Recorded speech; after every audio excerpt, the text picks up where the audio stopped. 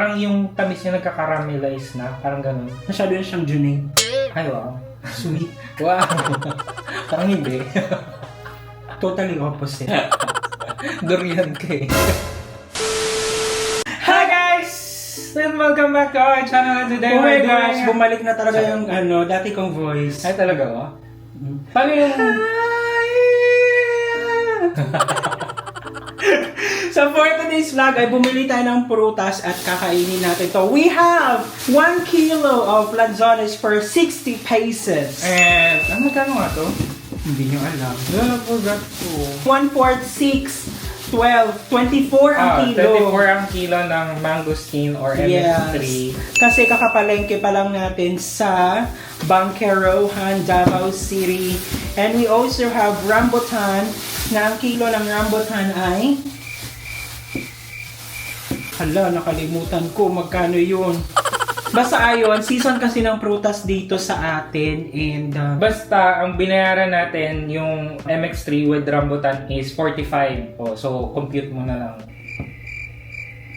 20 itong rambutan. So 20, 60, 25. So yeah, there you go. Best in mathematics. But what's your favorite? Anong pinaka-favorite mong fruit? Definitely ito. Kasi hindi siya ganun ka-available sa Luzon actually. So, ngayon, nung pumunta lang tayo ng Davao, kulang siya natikman Nang todo-todo. ng todo-todo. Kasi magkano yung kilo nung tayo sa Manila?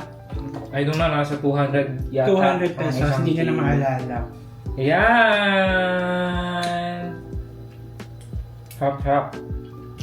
Tapos, so mas mura to kaysa sa yung nabili natin nung nakaraan na 3 kilo 100. Oo. No? Mas mura ngayon sa palengke dito sa yung Siguro kaming Pagsakan. maraming season ngayon ng mangosteen. kakasabi ko lang. Season ng prutas. Pag talaga, pag August tsaka September. Ang kilala lang sa Luzon na mangosteen yung MX3 capsule. Ano ito? Yung sikat doon. Paano? Yung MX3 na gamot. Ay, yun lang yung kilala about mangosteen.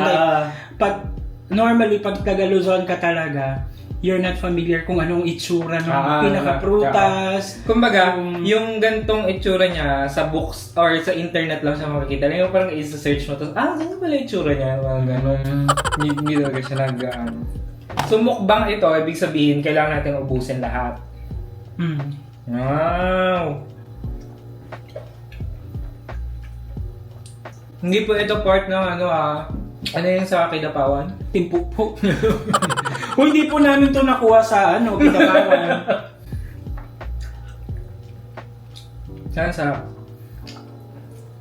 Tapos nga yung di ba tinuruan mo ako kung paano mamili ng mangosteen? Pag bibili ka ng mangosteen, yung gantong kulay, hindi pa siya ganun ka talaga ka sobrang hinog, pero hindi naman siya hilaw. Ang talaga, ang hinog is ganto. Super black na siya. Pa-black na siya. Pero kailangan mong pisilin ng ganyan. Eto, medyo papunta na siya sa pisilin mo, matigas na.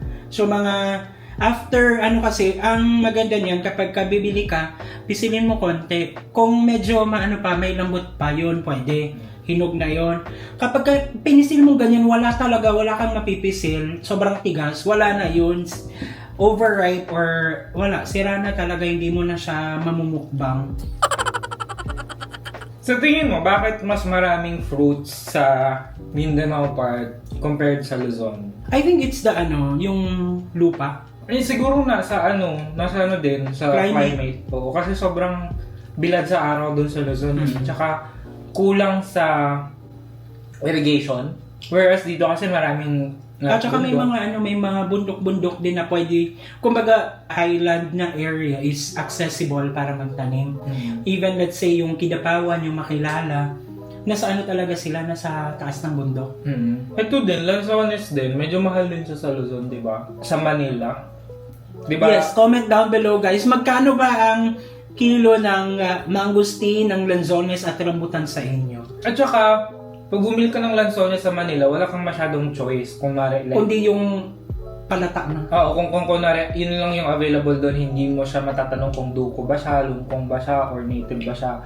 Hindi ka tulad dito na may choice ka. Tsaka, yung tatlong variety na yon, parang meron siyang iba-iba ding lasa eh. Hindi lang may native, tapos may duko, may longkong, tapos meron pa yung galing ng kamigin. Kamigin. Masarap din yun. Minsan kasi mas gusto ko yung native, yung may asim.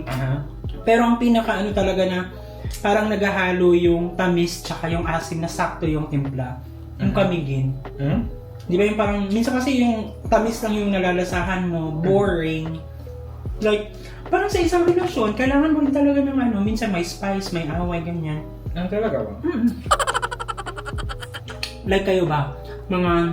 Kaya niyo ba, ikaw ba, kaya mong 2 kilo sa isang upuan mo lang? Hindi, ano ko eh, mas gusto ko yung throughout the day siya kinakain. Like paunti-unti, hindi yung in one sitting. Kasi parang napupudpud din yung taste buds ko.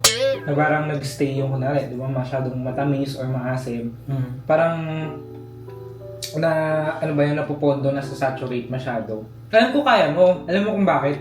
Kasi, dati, nung nasa Manila pa tayo, pag bili mo ng Lanzones sa Cubao, tapos babiyahe ka ng pa-north or pa-south, pagdating mo dun sa biyahe mo sa bus, ubus mo na yung dun ka nasanay. Gawain ko yun. Alam mo kung bakit? Bakit? Ayaw kong dumating sa bahay kasi may kahati na ako dun. Pagdating sa bahay, may kahati na ako dun sa Lanzones ko. Tapos hindi ka masyadong mahilig ng magazine natin? Hindi, not until I met you. Wow. Kasi, dati pag pupuntang palengke, Ang init ha. Naka-off kasi yung electric fan natin. May isang campaign, di ba uso yung mga designers na gumagawa ng logo, ng mga brand, mga ganyan, ng mga something-something. Kunwari, logo ni Carlos Yulo, something. Merong isang parang advocacy na yung campaign, sabihin natin campaign, na parang ang goal nun is keep your seeds. Na kunwari, kapag kumain ka ng lanzones, kumain ka ng mangosteen, or kumain ka ng rambutan, anong catch? dapat wag mong itatapon yung buto niya.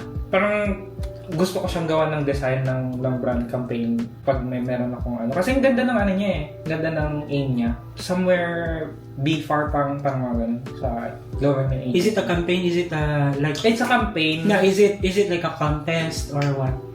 It's an advocacy of some professor ganyan. Pero yun nga, hindi siya ganun kasikat. Pero kung titignan mo, dapat yun yung parang tinatangkilik. Kasi ginagawa yun sa ibang bansa like Thailand, ganyan.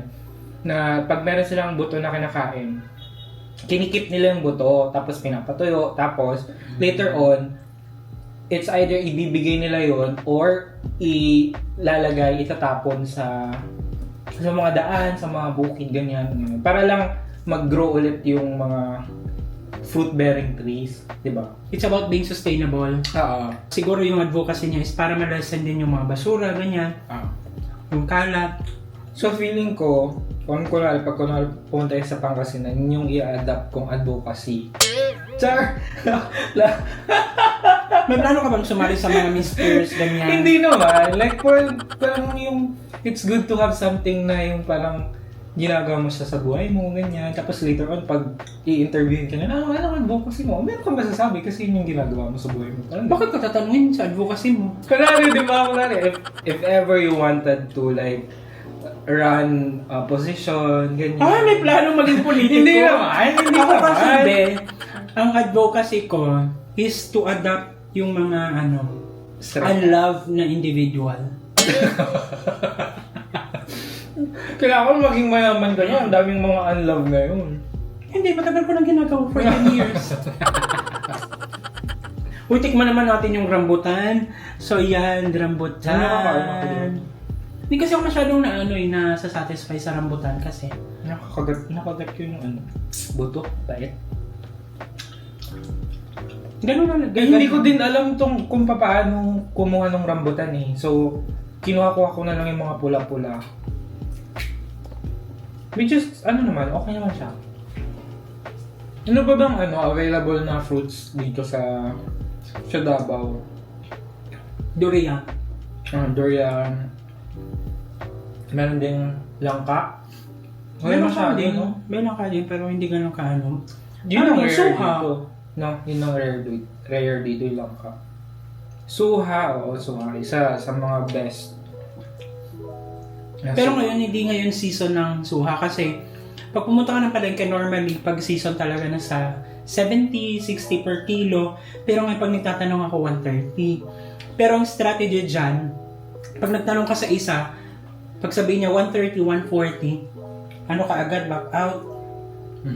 Kasi mag-offer yan ng 100. Minsan kapag marami kang bibilhin, like, kaya nilang ibigay ng 90 or 80. Ewan ko ba, anong profiling nila sa ano? Pag-price Pag mukha ka daw turista, automatic yung pinaka-ceiling price yung bibigay nila sa'yo. Kaya nga, the best thing dyan is, ang piliin mong stall or fruit stand is yung may nakalagay or pag bumili ka ng prutas, bilhin mo yung may nakalagay na presyo. Ang tamis ng ano, rambutan.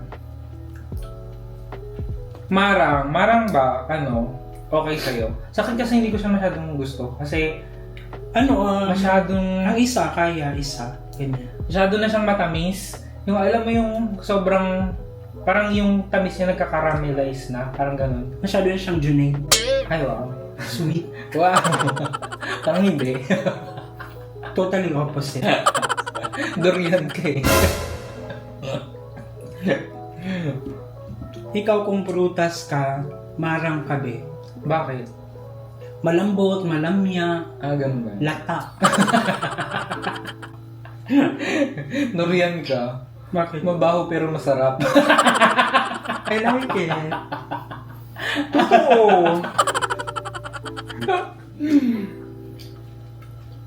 So ayun, parang hindi ko kayang ubusin kahit konti lang po, no? Parang, Kaya nga, parang feeling ko after nito magkaka-diabetes na tayo.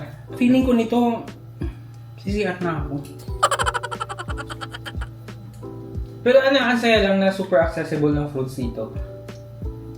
Na, like, di ba for 100 pesos, you have 1 kilo of lanzones, mangustin, tas rambutan. So, 100 yun pesos lang. pala lahat-lahat? Ha? 100 pesos lahat-lahat? Wow. Kasi 60 yung ano eh. Amazing. 45 so 105. 105, na. So, yun lang guys. And, yeah. Happy Kalibungan Festival sa lahat ng mga taga North Cotabato. We love you so much. Wow. Ayun, and, sobrang ano yun kasi abundant din yung, yung prutas din talaga dun sa North Cotabato. And, ayun lang muna for now. Hindi natin kayang ubusin kasi sobrang tamis lahat. And, yeah. Thank you so much. At sinamahan niyo kami sa nagdaang vlog. If you've liked this video, don't forget to give it a thumbs up. If bago kayo sa ating channel, don't forget to subscribe. Hit that notification bell para updated kayo sa ating mga next uploads. And guys, thank you so much for watching our videos. We have a lot of videos. We have a lot of videos coming. So keep watching us in the next video. Bye!